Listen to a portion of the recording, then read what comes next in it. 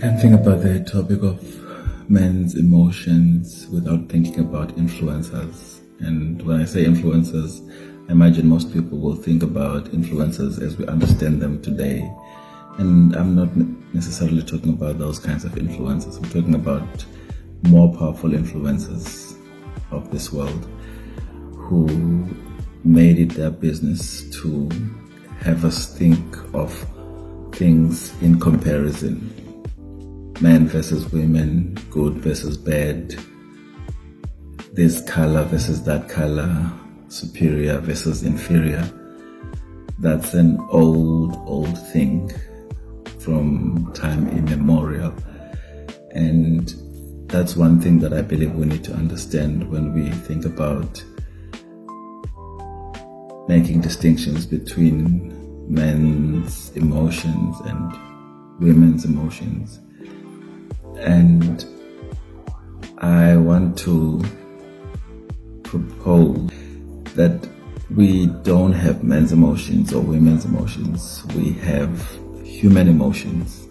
And I'm saying that because human beings in general go through stuff as children, they go through stuff as adults, and sometimes it's like really significant stuff that's life-changing, that influences the way we react to things and people.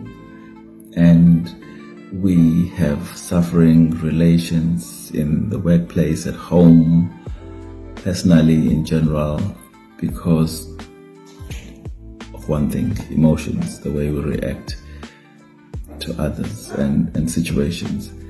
And until such time we understand that a lot of this has got to do with our experiences, and really digging deep and understanding what those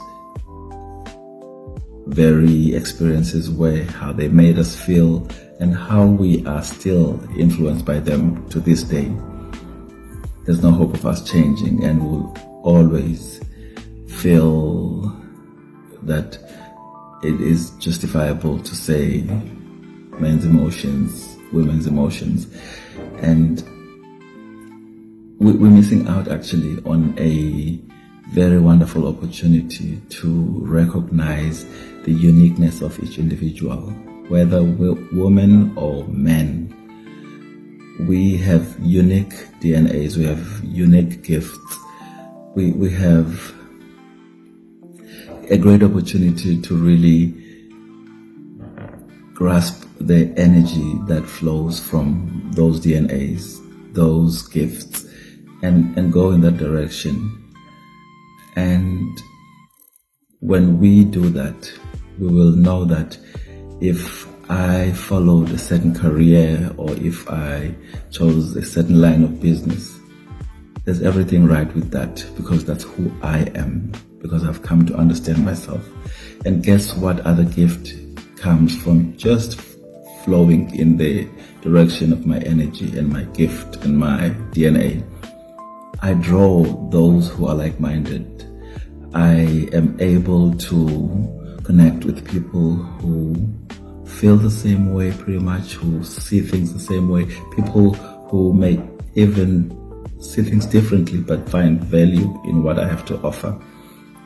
So I'm saying that we have young boys, young men who are said to have no moral compass, and they lack positive role models.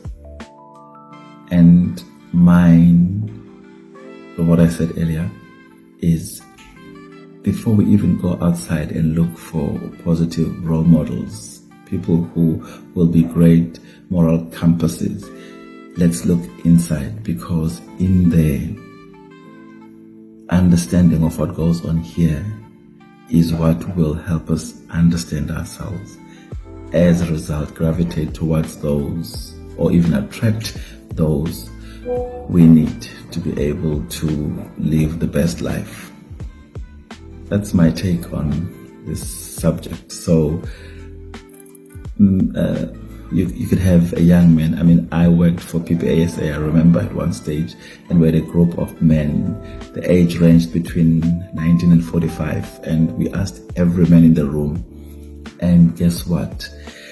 When we asked them, so who's your positive role model?